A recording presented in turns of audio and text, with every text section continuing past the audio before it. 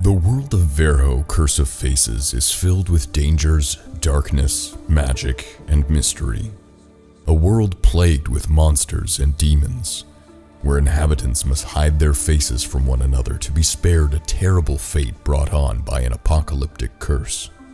But it wasn't always this way. The great continent on which this story takes place is steeped in a rich history, one of power and prosperity, where gods and men lived side by side, empires rose, and nations fell. Join me as we go behind the mask and explore the timeline that leads us to the events of Verho, Curse of Faces.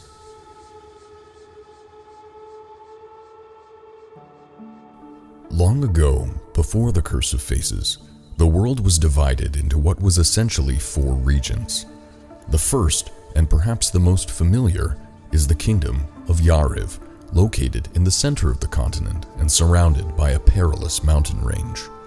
Here, those now known as the Old Gods watched closely over humanity, sharing their knowledge and power with the inhabitants of Yariv, particularly with the royal family and the mages of the kingdom through visions and voices in their minds. To this day, remnants of this power can still be found in the artifacts left behind from this once mighty kingdom.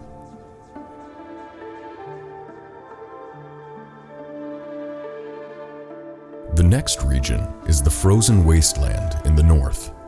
This vast and largely uninhabited area has remained relatively unchanged throughout the continent's history. Even after the Curse of Faces was unleashed upon the world, few ever dared to brave the harsh conditions and deadly cold. However, those foolish enough to venture into this frozen wasteland, and lucky enough to not succumb to the elements, were met by wild, barbaric tribes that fiercely defended against any outsiders that sought to travel through their lands.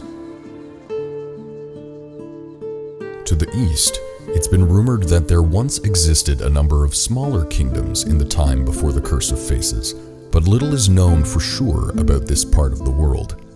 A small group of scholars believe that there may still exist some record of this region in one form or another, but until those records are uncovered, what happened in the eastern region of the continent before the proliferation of the curse will remain a mystery.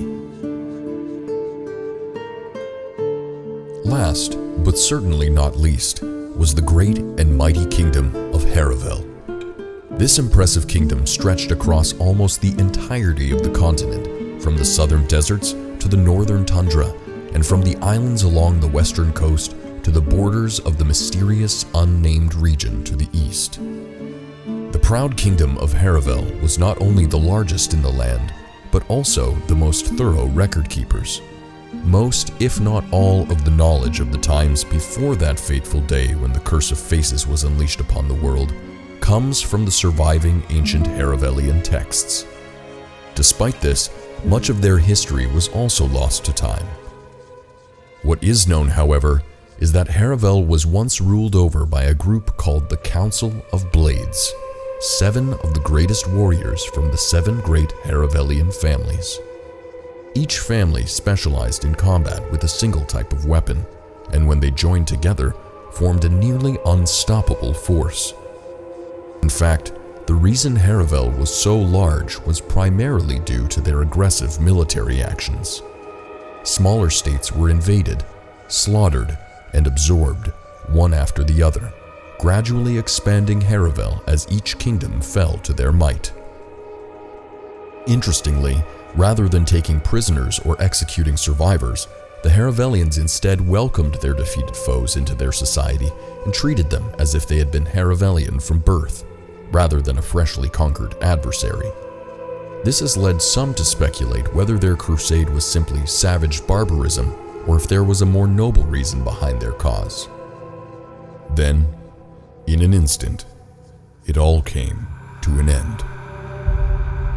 A child, holding his mother's hand, sees a man's head suddenly explode in a shower of blood as his body falls to the ground. Terrified and confused, he looks to his mother for an explanation for the horror he just witnessed, only for both to suffer the same fate the instant they they see each other's faces. All throughout the continent, all at once, humanity begins to die. Within a day, most of the population is gone. By some miracle, not everyone died on that fateful day. Though the dwindling population of the world that didn't immediately succumb to the curse was still at risk of falling victim to its terrible power, and lived in constant fear without any explanation as to why or how everyone else had died and they did not. In the years that followed, the death toll continued to rise as travelers chanced to meet each other on the road, or while struggling to survive in this new, solitary world. One such survivor, however, for reasons that remain unexplained to this day, was visited by the voice of the wind god, whose whispers floated on the breeze into his ears, imparting its wisdom upon the man that would one day become known as the Prophet. Though even the wind god themselves couldn't explain why humanity was suddenly wiped out, they at least understood that there was some connection to the ability to see. In a bid to save humanity, the wind god blessed those that would sacrifice their eyes with the ability to see using the air around them, to sense even the smallest changes in pressure or the slightest breeze, and painting a vivid picture of the world around them in their mind's eyes. The Prophet, armed with this knowledge and the blessing of the wind god, made his pilgrimage westward, spreading the word and gathering followers who would also sacrifice their eyes for the wind god's blessing. He and his growing group of disciples eventually found themselves on the western coast, blown towards the sea by the wind god's influence. There, they traveled across the water to a cluster of uninhabited islands and their new home, aptly named the Blinded Isles. Here, and for the next 300 years, the new inhabitants of the Blinded Isles lived in relative peace, their practice of gouging out the eyes of their newborns and receiving the blessing of the wind god protecting them as the dwindling population of the mainland suffered the effects of the curse.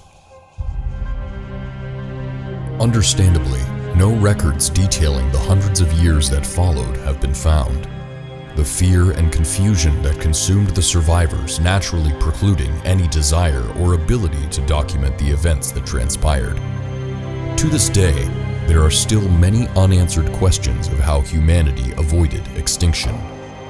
While there are theories and speculations, no evidence of any records has ever been found, and any assertion of these theories as fact by any group or individual is just as widely dismissed as fairy tales or ghost stories as it is accepted as the true history. This brings us to the beginning of what is known as the Mask Era, where humanity's savior finally appeared to lift them from the ashes of their destruction and set the wheels in motion towards the events of Verho, Curse of Faces. It also, however, brings us to the end of this episode. If you'd like to learn more, you can try the demo for Verho Curse of Faces on Steam, and be sure to subscribe for Part 2, where we continue to explore the history of this cursed land behind the mask. Thank you all for watching.